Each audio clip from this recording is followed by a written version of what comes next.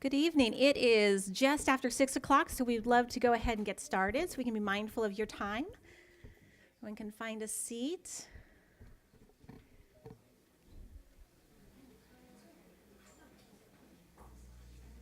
We just fit. Well, I am thrilled to be here tonight. My name is Jen Larson. I'm the Director of Instruction and Innovation here at the Nevada Unified School District Office. And welcome to NUSD. For some of you, this is your second or third or more times around with a kindergartner or a TKer. But for those of you who are new to Nevada Unified, we welcome you. We're glad to have you here tonight. And we hope that after this evening, you feel prepared for registration and have most of your questions answered. So this evening, we have dual purposes. First is information about what it is like to be a member of Nevada Unified School District and what the programs are that we offer for our transitional and kindergarten students. And then what the process of registration is. And as you guys know, we are also providing space in room 107, both before but also after until 8 o'clock, if you would like to actually register your students tonight. So we have computers set up in there. We have some tablets. We have support from our IT and in our instruction department, both in English and Spanish. So feel free to stay after the fact if you have questions or you feel like you want to get registration finished or even just started tonight. That's an option for you right here. And we hope that you are able to take advantage of that. So with us tonight, we have our wonderful coordinator of teaching and learning, Catherine Nam. She's going to be giving quite a bit of information. And then next to her, we have Emma Donovan, who is one of our fabulous kindergarten teachers, who will also be giving you some of her perspective on what you can expect as parents coming into kindergarten or transitional kindergarten and USD. At the end of that, we'll certainly open it up for questions. So please take note of anything throughout the presentation that you'd like to ask more so we can clarify any details to the best of our knowledge. And please note, as you go through this process between now and August, more questions will come up. We know that, we expect that, and please feel free to reach out to any of us at any time. My card is on the back table, and then of course you can find our contact information on the nusd.org website. So I'm going to turn it over to Catherine Nam.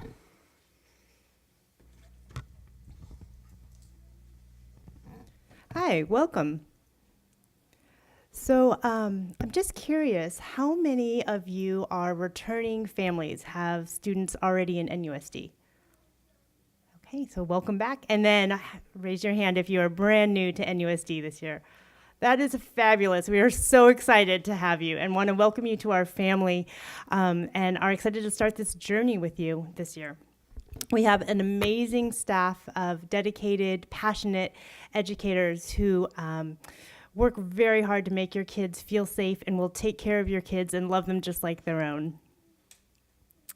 So as Jen said, we have a couple purposes tonight, and I'm going to go over a little bit about what teaching and learning looks like in the classrooms, K-12, and our NUSD graduate profile. Then Emma's going to talk a little bit about then what that exactly looks like in a TK and kindergarten classroom. We'll explain a little bit about our dual immersion program that's housed at Linwood, and then show you a little bit about our registration process this year, and then I want to leave a lot of time to answer any questions that you may have. So starting off, our whole philosophy is that we need to start with a culture of caring. Every student needs to feel valued, safe, accepted. They need to feel like they belong and are included. And when our kids feel safe and like they belong, they have their stress level goes down and they're able to take risks, try new things, and productively struggle and really grow as learners. So our teachers work very, very hard to build that classroom culture of caring and inclusion with all of their students. So thinking about what does teaching and learning look like for our classes, we really want, our big idea is that we want students to see themselves as capable learners. We want them to see themselves as thinkers and be able to make sense of their own learning. We focus a lot on discourse in NUSD, it is vital that our students get to explain their ideas and make sense of things around them. So the student-to-student discourse is a big part of what you'll see in classrooms. You'll walk through, and education today looks very different. I'm older than most of you in here, but it looks very different than when we went to school for most of us. And so what we are seeing now, where you should be walking into the classrooms and seeing students working together in small collaborative groups, it should be noisy. You should hear lots and lots of talk and making sense of things around them. Equity is a big focus in NUSD, and what we want to do is make sure that we are individualizing our learning for every student. So every student is getting what they need, and each student needs to have the opportunity to participate meaningfully. So what that means is we need to be offering, and you'll see open-ended problems, inquiry-based learning. You'll see students who are do project-based learning in the classroom, and they're able to access the curriculum at whatever level they need. So there'll be like low floor, high ceiling problems where everyone can enter a problem and then continue problem solving and working on that. So looking at our content and our curriculum, learning and education today is not memorizing procedures or memorizing facts and dates or doing worksheets. It's really about the conceptual understanding behind all of the learning. What we want our kids to do is we want them to think of themselves as historians and mathematicians and scientists. And what do those people do? What are the habits of mind that they have? What are the questions that they're asking? What is it they want to know? How are they making sense of the world? So looking at our content from that perspective, we want kids to understand really what the big idea is, how those ideas develop over time, and how they connect to each other. So this is what we're really striving for in NUSD. Rigor.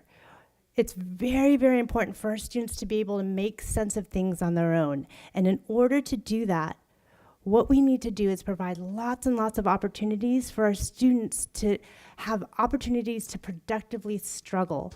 And what I mean by that is that they take what they know and they grapple with it. And we give them opportunities to think about what they're doing and how they can push themselves further.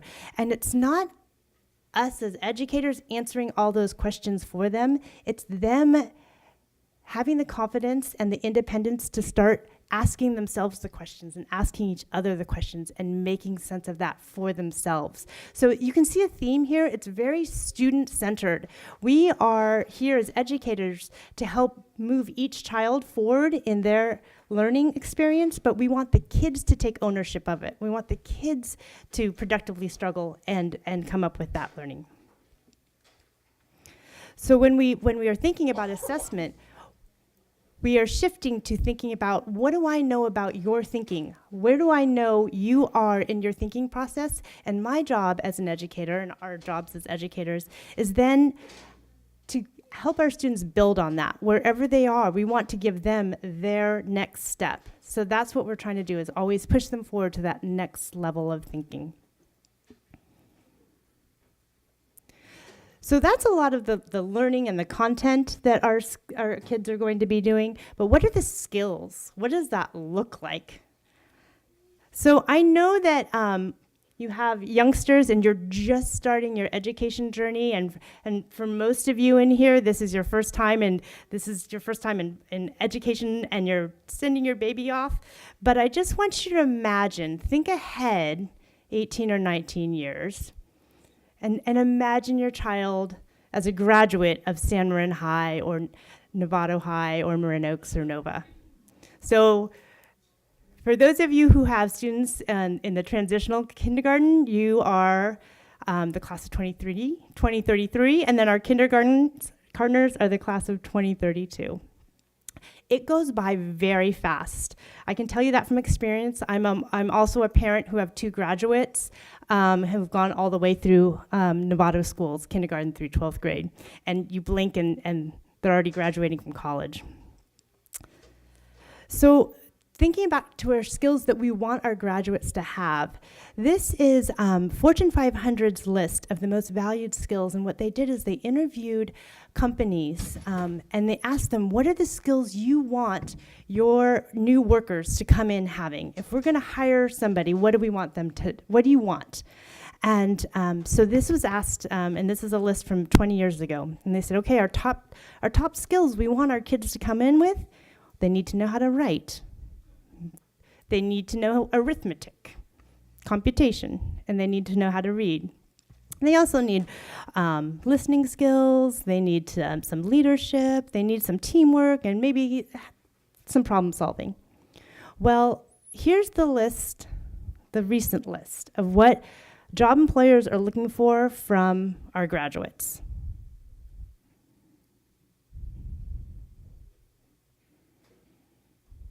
So there's a huge shift. You see our writing, reading, and computational skills are now down at the bottom. And the skills that our employers are really looking for, they want our graduates to have teamwork. Can they work together? Are they able to communicate their thinking? Are they able to problem solve and think outside of the box? So looking at these skills, over the last couple years, we've had a graduate profile team, and that's been made up of teachers, parents, administrators, community members, and students.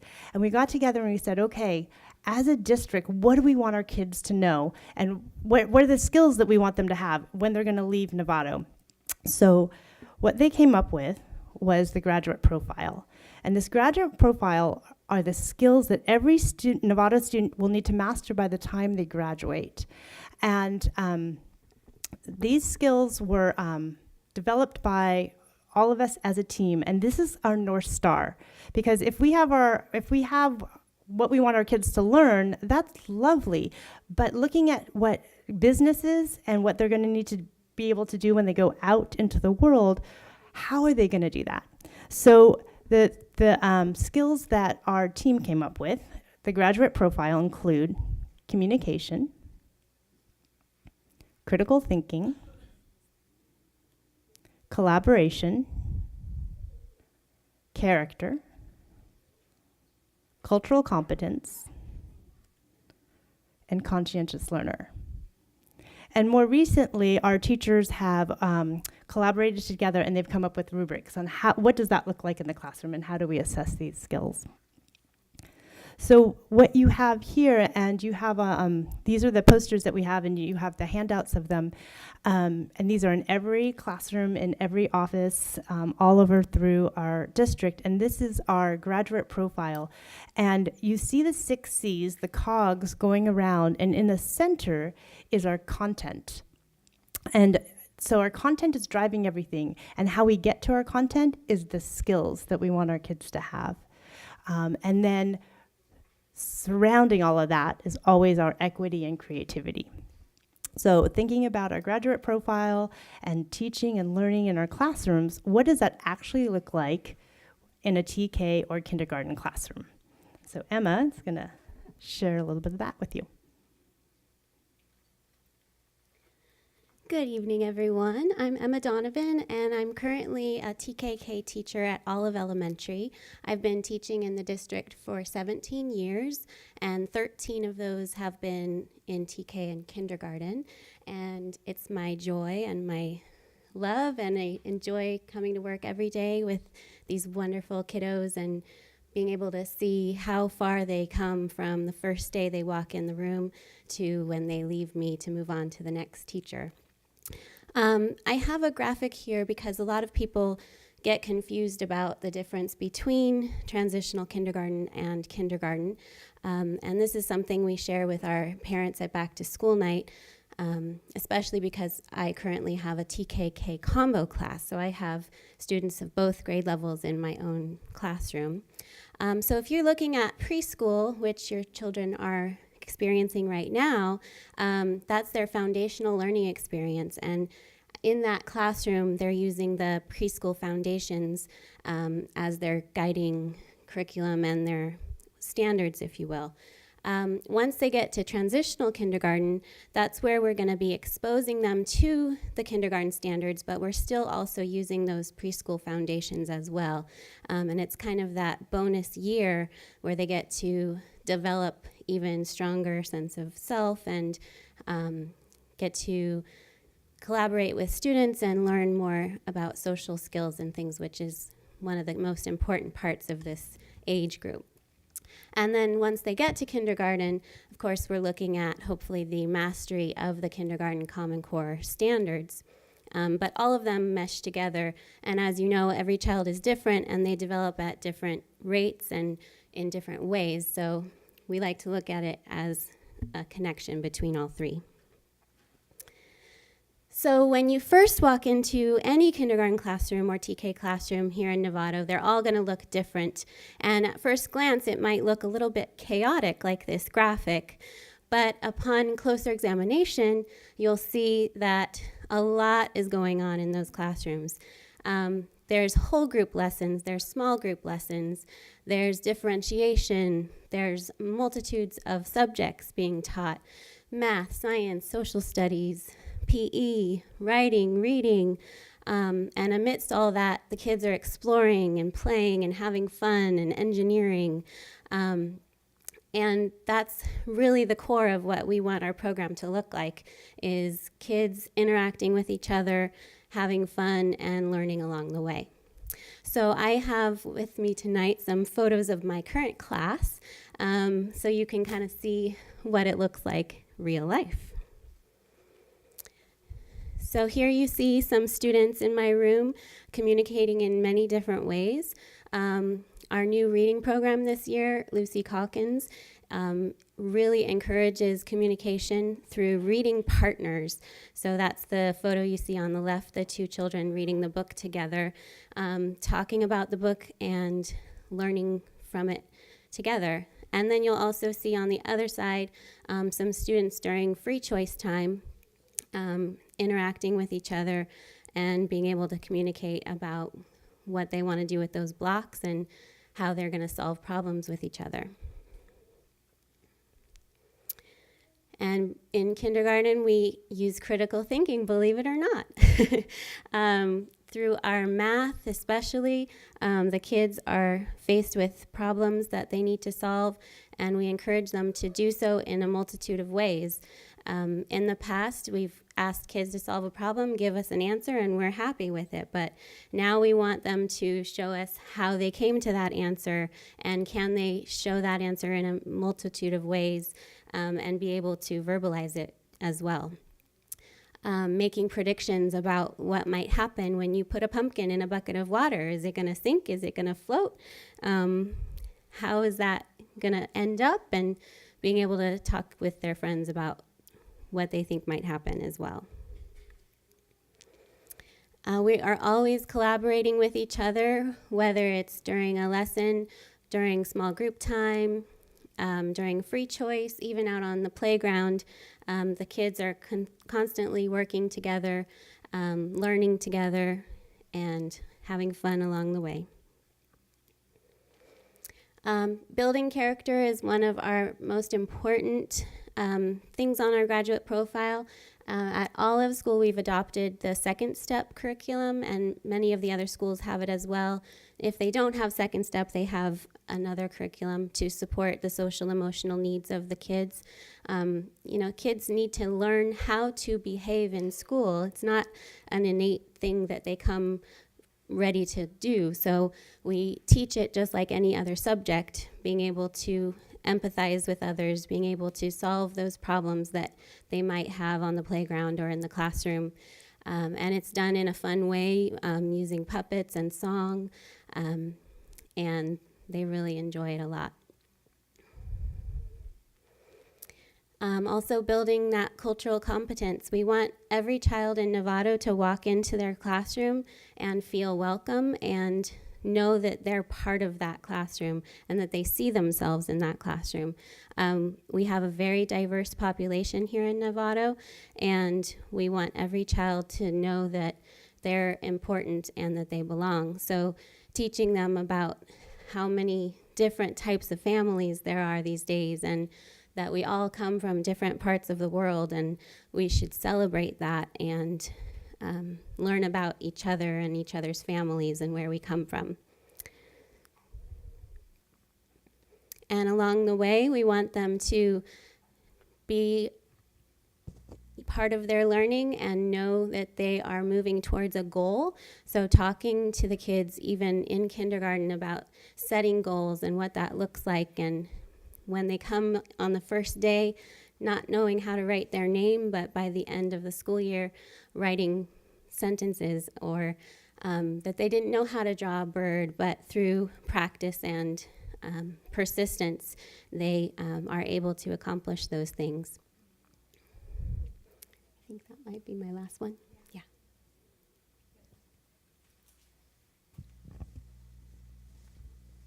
Okay, thank you so much, Emma. So I want to just take a moment. We do have one program that is somewhat unique within our district. At Linwood Elementary School, we offer a dual immersion program, and this current school year is our first year offering that program. As of today, we offer kindergarten, transitional kindergarten, and first grade, and next year that will be extended to second grade as well. There are currently 310 students at Linwood, and as I said, half of them are a part of the dual immersion at this point, and the other half are continuing on the journey that they started when they were in transitional kindergarten and kindergarten. We will continue to add a year every year until it is a full dual immersion school. So next year we'll add second, then third, then fourth, and then fifth, so that we do have a full dual immersion school in our community. So this is an option for our students. And when we go and talk a little bit about the registration process and the transfer process, dual immersion program has some unique components to that. The school focus at the dual immersion program is, you'll notice ELA and SLA. ELA is something we see very commonly. It's English language arts. As you can see in dual immersion, we also have Spanish language arts. There's a writing focus in the early grades, along with reading and discourse. Math, discourse, and language are highly focused on. We have Spanish language development and English language development. So as you know, we offer English language development in all of our schools. It's the same similar program, similar methods, but offered for students who are learning Spanish. And so it's the development of Spanish as a second language, just as English as a second language would be taught. There's a strong focus, again, on small group work, culture and collaboration, and community engagement. Those same graduate profile skills and the content that is the standards and expectations at all of our schools are the same at Linwood, but they are accomplished in both English and Spanish. There is actually going to be a dual immersion development committee, and the community is welcome to join. If you have any interest or further questions, it would be a great idea to attend the meeting. It's on Monday, December 10th at Linwood in the library. It's from 3:15 to 4:15. And there will be both the community, the committee, and the principal at the school for that meeting. And so if you have specific questions about the dual immersion program, this would be a great place for you to get those details. All right, I'm going to hand it back over to Kath, and she's going to talk a little bit about registration. Before I leave, because the next time I have the opportunity to say something is when we go to questions and answers. This night is videotaped and it's streamed, and so when we're asking questions, we're going to bring a microphone to you. So if you could speak into the mic, because that's what's connected to the camera, so that those people watching at home are able to hear, and that it's recorded for future viewing for people who aren't able to be here tonight. I think that's it. Thanks. Just for clarification too, if you do speak into the mic, you won't, your faces won't be on TV, it'll just be your voices. So now, after you've heard about all the programs and the wonderful things going on, how do you enroll and get the process started? We're very excited this year to have online registration. So everything is going to be done online, except for two parts that we'll have to be turned into your home schools. And the only two pieces of paper that you'll need to turn into your home schools are the oral examination and the doctor's note. And there are forms on the back table. You can also download them here. So I just wanted to click through this and show you where you'll go to register your student. And as Jen said before, if you're interested after this presentation tonight, we have people and computers set up for anyone who wants to actually do that process here tonight. Otherwise, you can do it at home.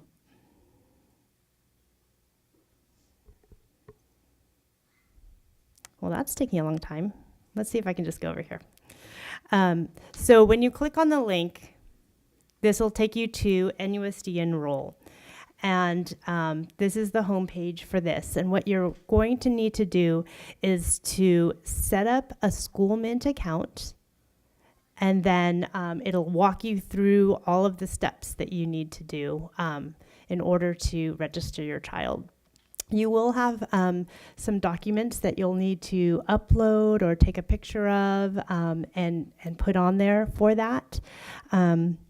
So all of the documents though that you need as you walk through this process are very well laid out for you. Has anyone already done it today? I know that we have several. Anyone in this room done it? Okay. And hopefully the process was pretty smooth and you were able to get through all of the steps that you're needed to. So this is the link that you'll go to.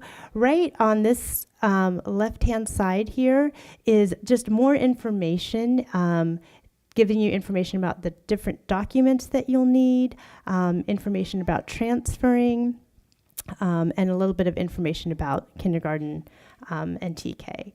So let's click on this one.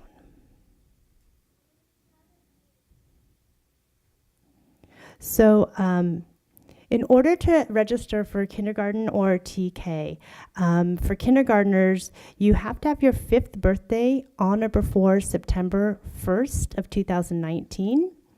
And if you turn 5 between September 2nd and December 2nd of 2019, then you'll be eligible to enroll in the TK program.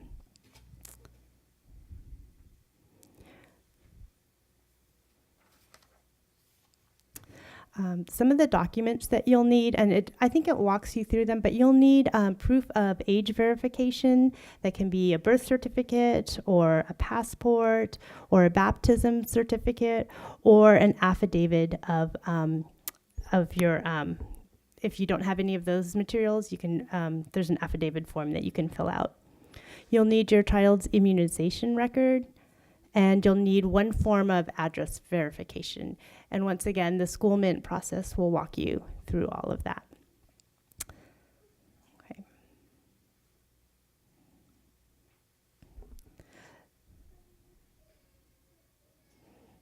Okay. If you are thinking about transferring, then you need to register at your neighborhood school. And then you will apply for a transfer, and based on availability, you will, there's a priority list, and based on availability, we will go through the process of looking to see where your child would be placed. And so if you're thinking about that, you would fill out a separate form before March 4th, and then there would be another process after that, and you would find out. But the first thing to do is actually register at your neighborhood school for that. Okay. So with that, I just wanted to open it up to see if there were any clarifying questions that people had and wanted to know any more information about. And Jen and Emma will run around. Hi, I was wondering if you could talk a little bit about class size and whether TK and K are always combined, or are they separate, or how that works? It depends on how many TK students we have at a particular school. So some schools have a combo TK class, like Mrs. Donovan was saying, and some schools have a full TK class, and it just depends on the numbers at each school site.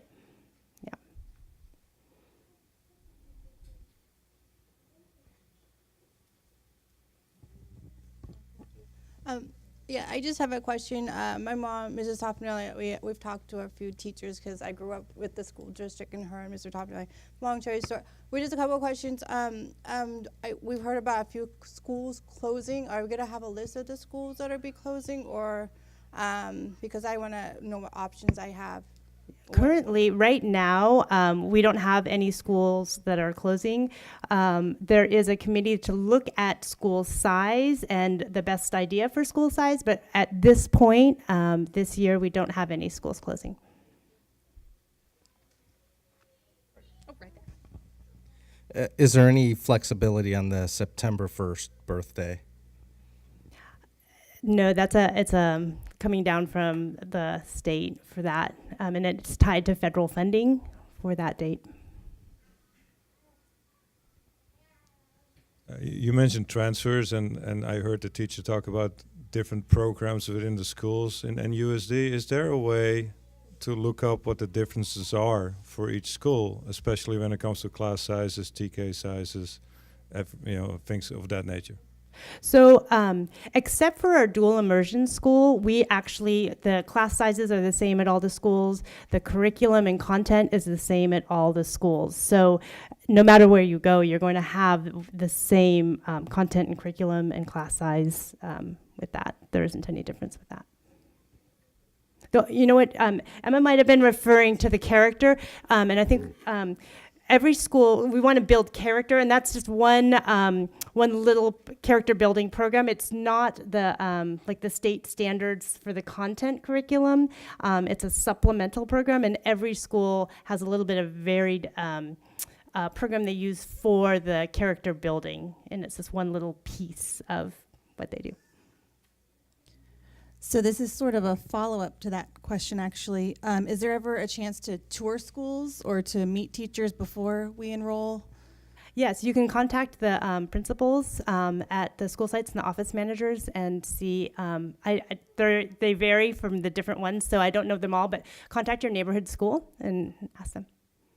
Can you talk a little bit about who qualifies for the dual immersion program, or can anybody go? Do you have to live in the area? And how big are those class sizes? I'm going to hand that one over to Jen. Okay, great question. So our dual immersion program, the availability will go primarily or first to the students who are in that area. Students who are in that area do have the option to opt out, and then they would be putting in for an intra-district as well, and those spots would be filled with other students within. At this point, there is no limit one way or the other. But we do give preference to the students who live within that neighborhood. But similarly to transfer if that's not the program that's right for them, which opens up space. The class sizes are the same as they are. I have to ask, is it class size is it 8? What's 24? 24 to 1. Mm-hmm. In TK and kindergarten. In both. Hi, how many kindergarten classes are on each campus, and is there another adult in the classroom, like a paraeducator or an aide? Mm-hmm. So it depends on the size of the school and the enrollment. So there can be 2, 3, or 4, depending on the school, kindergarten and TK. And whether or not there's another adult in there also depends on the school. So it's not like there's an aide in every classroom. It depends on which schools qualify for that. So generally it's one teacher in the classroom with the students. Emma, do you want to add anything to that? We absolutely love parent volunteers. Good plug. Is there somewhere where you can see more in depth about the actual curriculum and content, more sort of in the weeds than these roll-ups here about what's taught and what standards have to be met? Mm-hmm.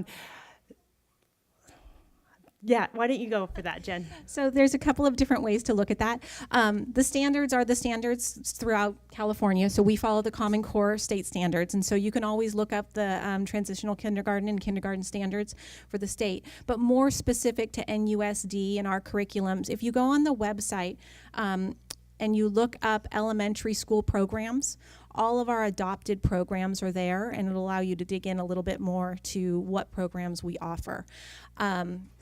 For the most part, I just want to reiterate that our core programs are the same at all sites.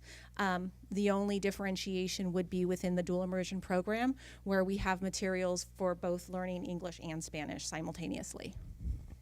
Does that answer your question? What? Very specific to the outcomes of kindergarten. It might, I would think that the standards would probably be the best place. Everything on our report cards are based on those standards. Another item that maybe we want to think about posting online is the key that goes to our report card, which identifies kind of the simplified version of those standards. So it's a little bit easier for you to filter through. So that's a great idea. We'll go ahead and put that on with the elementary school programs under the adopted curriculum.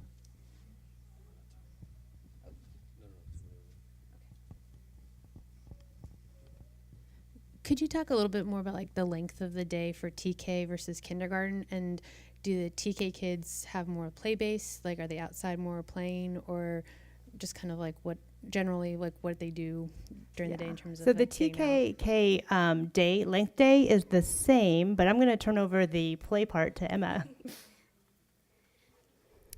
So it is very important for TK students to experience more learning through play. And so in the classrooms, we do try to create our lessons with that lens in mind.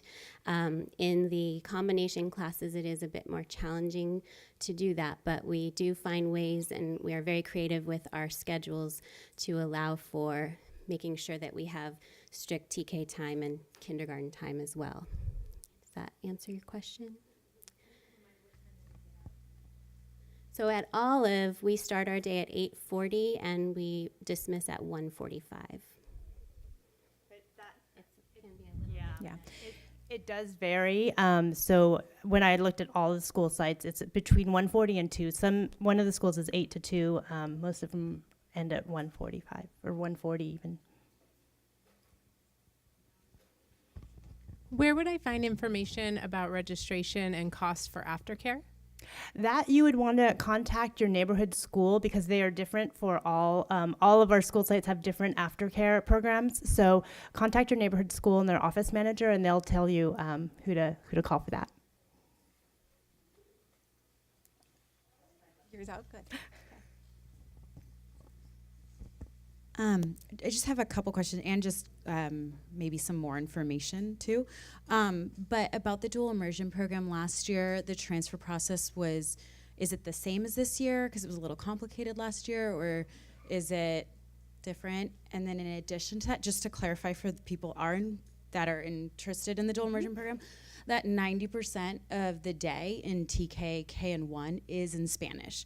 So the Spanish language arts, and it's all written like reading, writing, speaking, where in English it's not reading and writing. It's mostly oral, and they don't get the reading and writing until 3rd grade. So I think it's kind of important to relay that information. Mm-hmm.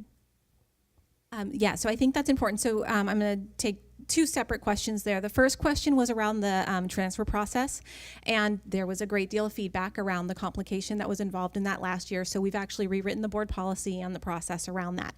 So I think families that are interested in that program should find that process a little bit easier to weed through. As far as the dual immersion program itself, I do think that's important, and if you're interested to attend on December 10th, that informational and that committee meeting. But the model that's followed does start with a 90-10, and then throughout their elementary school career, they move to a 50-50. So in their TK and kindergarten year, it's 90% Spanish, 10% English, and then it moves to 80, 70, 60, and then they're 50-50. Part of that is research-based around how dual immersion is best accomplished. The other piece of that is with so much focus on the language acquisition, the content comes at a little bit different pace. So they're tackling language and adapting to content in 2 languages. And then when they get to 50-50, they're able to accomplish both in the content, 50% or spoken in any language. So there is a sliding model, and that's based on the research of best practice and what has been successful in dual immersion programs in other areas. Oh, there we go.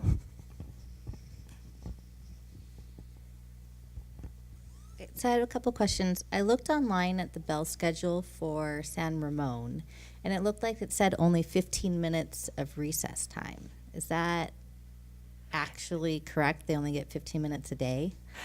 So that's 15 minutes that they have, that their yard supervisors and they go out, but sometimes teachers take them out for other extended play. But yes, that's the 15 minutes. And then one more quick question. Are kindergartens getting report cards? Yes. Okay. Yes. So I just want to clarify, our morning recess is 15 minutes long, and then at lunchtime, they also get outside playtime as well. And our full lunch period is 45 minutes, so they eat for around 20, and then they play for the rest. My question is around class assignments. Do we have any say in this? Specifically, I have twins. Are they going to be separated together, or do I have a choice? So there is a process that you can write a letter and tell about your circumstances. It may or may not be honored, but you can put in for your request and what you want, and the principal and teachers will look at that, but it's not guaranteed.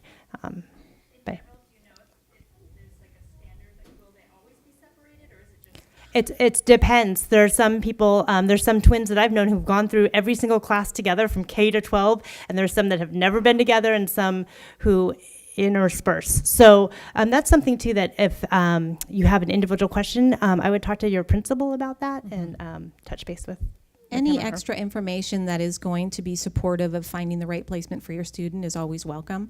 And as Ms. Nam explained, twins specifically, it's usually a team decision and based a great deal on how the students interact together both at home and at school and what you think is best for them moving forward.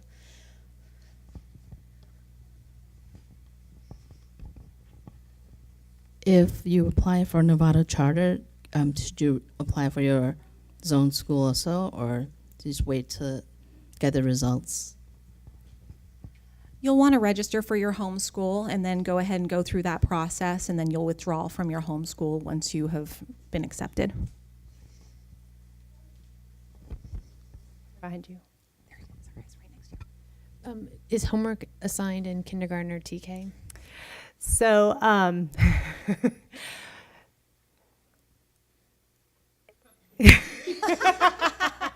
there's been a lot of discussion around homework, and one of the things that's really important is for the kids to read, and there right now is still discussion going on about what it would look like and the purpose of it. But what we do know, it's really important for the kids to go home and to be reading with their families all the time.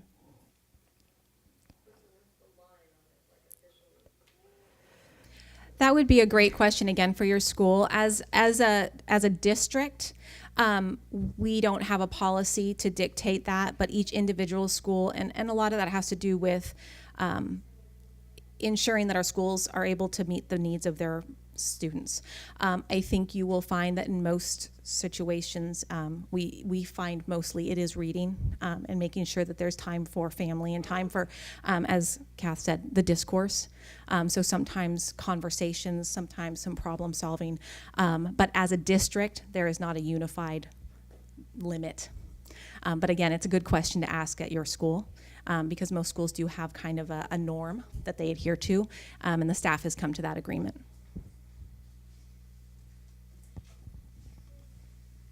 Can you talk a little bit more about the charter school? I'm not really familiar with what that is, and when she asked it, I was like, I'm not sure what that is. If there's anyone who has a little more information, the charter school operates outside of our parameters. So they are their own charter. They have a board, but we support them because they are within our district and within our city limits. There's an application process, and the curriculum will look different. The scheduling will look different.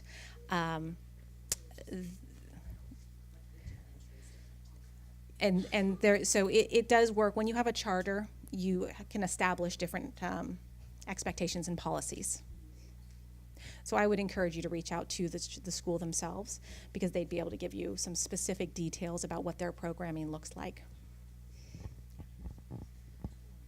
I'm not sure. Does every school in the district have the same specials? And if so, or if they're different, what specials are offered at the schools as far as like PE and music and Absolutely. That? And then just in addition to that, kind of piggybacking, is what types of intervention supports do you have at the schools, and are they all the same? So yes, all schools have the same specials, music, PE, and although kindergarten, except for kindergarten, they do not have the music and PE specials within that they have preps for. As far as intervention, there are different tiers of intervention depending on what your student needs. And you'll go through, if your child needs intervention, there are different processes as far as going through a student study team and to find out what their best supports are, whether that's going to be some extra help or some before school tutoring, or going all the way into an IEP. So it does depend on the level of support that your child needs, but all schools do have intervention programs and work to support the kids in every way that they can. I'd add to that all of our schools have access to the same interventions. How it is delivered may look different from school to school based on the population of the school and the needs of the students within the school.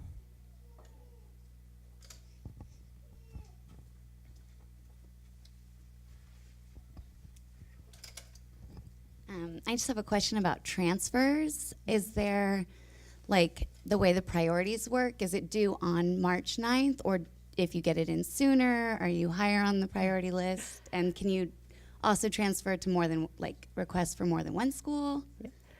So the transfers they're due March 4th, and they all come in at the same time, but the priority goes to siblings, if you have a sibling at the school, and then it goes to what was the second? Wait, I wrote this down.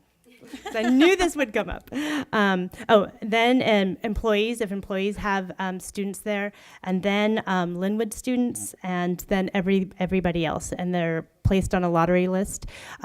You can only apply to one transfer school and put your name in for that, and then at a time. So you'll turn in your application by March 4th, and then you would hear back by, I believe it was March 18th. It said on the like what the next step in the process would be for that.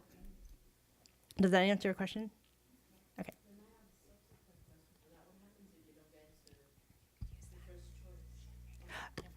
So if you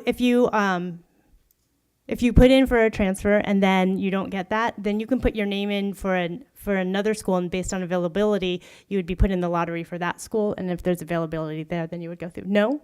Oh, I take that back. Then Leslie, tell me about that process then. Oh, I'm coming, Leslie. Thanks. So families can submit one transfer application per student per year. Oh. And so then you're on the list, and you go into the lottery. You find your where you are in the priority, and if there's space available, you get placed or not placed, depending on space availability. But you may not know if you get placed until the beginning of the school year. It just really depends on where the numbers fall out. That's an important point. Once you have your number and you're in the list, meaning you have your lottery number, you may not find out because a spot may not open up until October. And at that point, you would have the choice to say, no, I'm happy where I am now, or no, I want to take that spot. We try to do as many transfers as we can before school starts. Obviously, we want our students to start and be at the schools that they're going to be at for the remainder of their career. But we do always keep you on that list, and we won't take you off of that list until you've chosen to be taken off of that list.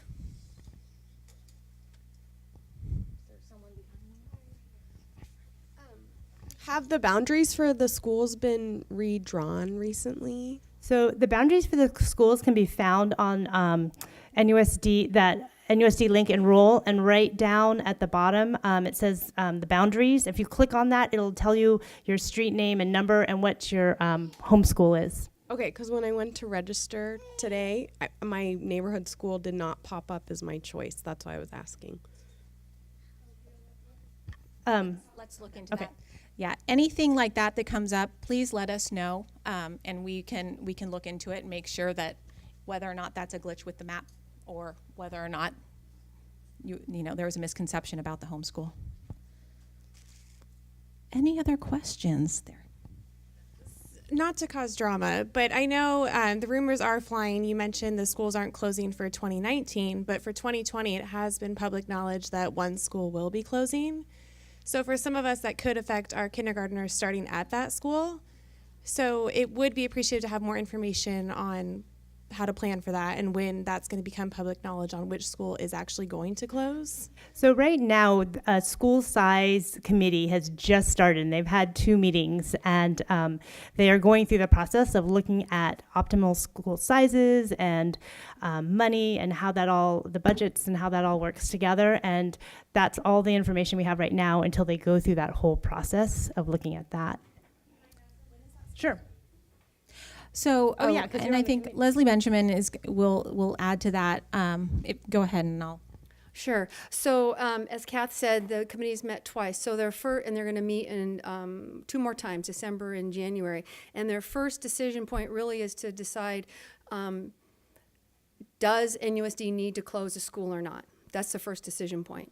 Then after that, if it's a yes, then they will meet again and then decide, okay, what school would that be? If the decision's no, then there won't be a school closure. But if it does, it would happen in the 2020 school year. But at this time, we really don't have any idea, and we wouldn't, if the committee decides to do that, it won't be known until the springtime, and it would get presented to the board, and that's the board's decision to make. I mean, and it's possible the committee could decide, I think we should close a school, and the board says, we don't want to do that to the community.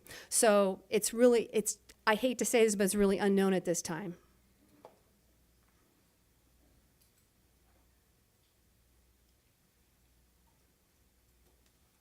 Okay. One more question. Sorry, this is just about the informational session for Linwood for the dual immersion program. If you can't make the meeting on the 10th, that's in the afternoon, will there be another? So there's the meeting on the 10th is a committee meeting that's open to the community, so it's a good place to start. But they do student tour or parent tours, just like the rest of the schools do. So if it's something you're interested, I would call the school and talk to the office manager and get on the list for one of their tours. And that will be a much more specific and targeted informational tour with the principal, where you can go in and out of classrooms, hear about the program, see what it looks like in action. And I recommend that for anyone who has questions about their homeschool or any of the other schools, to go ahead and reach out to the schools and schedule a tour. They have them regularly in the next, coming up soon.